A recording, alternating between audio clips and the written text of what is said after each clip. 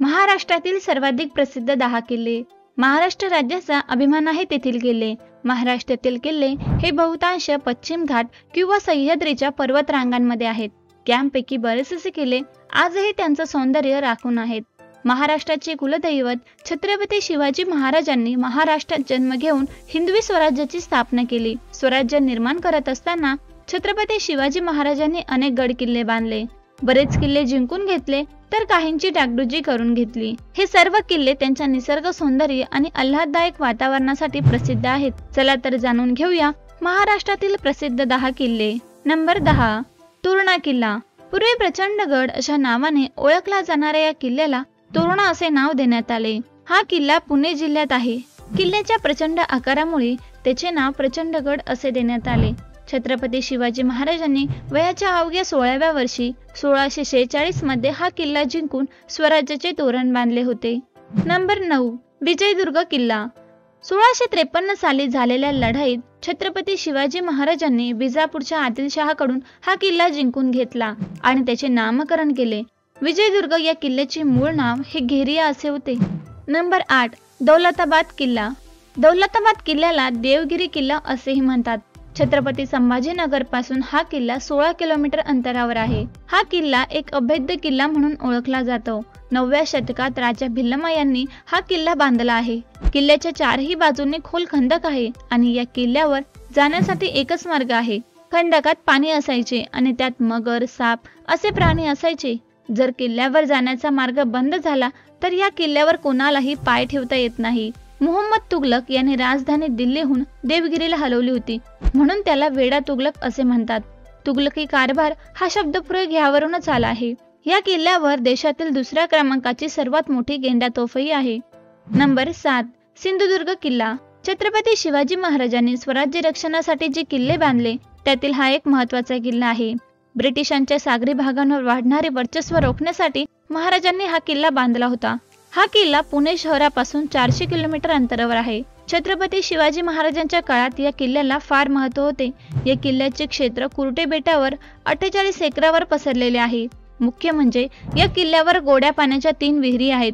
किल्ल्याच्या बाहेर खारे पाणी आणि किल्ल्याच्या आत गोड पाणी हा निसर्गाचा चमत्कारच मानला पाहिजे. हा किल्ला आजही पर्यटकांना आकर्षित करतो. नंबर 6, शिवनेरी किल्ला. पुण्यातील जुन्नर तालुक्यातील 17व्या शतकात हा किल्ला बांधण्यात आला होता. माळशेज घाटाद्वारे अहमदनगरकडे जाताना हा किल्ला लागतो. शिवनेरी किल्ला हा महत्त्वपूर्ण ऐतिहासिक किल्ल्यांपैकी एक आहे. 19 फेब्रुवारी 1630 रोजी छत्रपती शिवाजी महाराजांचा जन्म शिवनेरी गडावर झाला. त्यामुळे हा किल्ला खूप प्रसिद्ध आहे. तुम्हाला हा किल्ला पाहण्यासाठी 7 विशी ओलांडाव्या लागतात. त्यावेळी या किल्ल्याची सुरक्षा किती चांगली होती हे या किल्ल्याच्या वेशी दर्शवितात. नंबर 5, पन्हाळगड. सह्याद्री पर्वतरांगांमध्ये अतिशय मोक्याच्या ठिकाणी हा किल्ला बांधलेला आहे. दक्षिणेतील विजापूर ते सागरी किनाऱ्यापर्यंतचे व्यापारी मार्गातील हा एक अतिशय महत्त्वाचा किल्ला आहे. याच किल्ल्यातून छत्रपती शिवाजी महाराज सिद्दी जोहरच्या वेढ्यातून निसटले होते.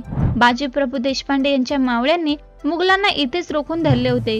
या गडावर छत्रपती शिवाजी महाराजांच्या काळामध्ये 20,000 मावळे आणि 15,000 घोडे तैनात असत.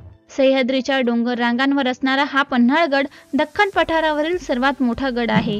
नंबर 4, मुरुड जंजिरा. स्थापत्य कलेचा अद्भुत नमुना असलेला मुरुड जंजिरा हा किल्ला वरून बघितला तर एका खडकासारखा दिसतो. अरबी समुद्रात बांधलेला हा किल्ला मुरुड या शहराजवळ वसला आहे.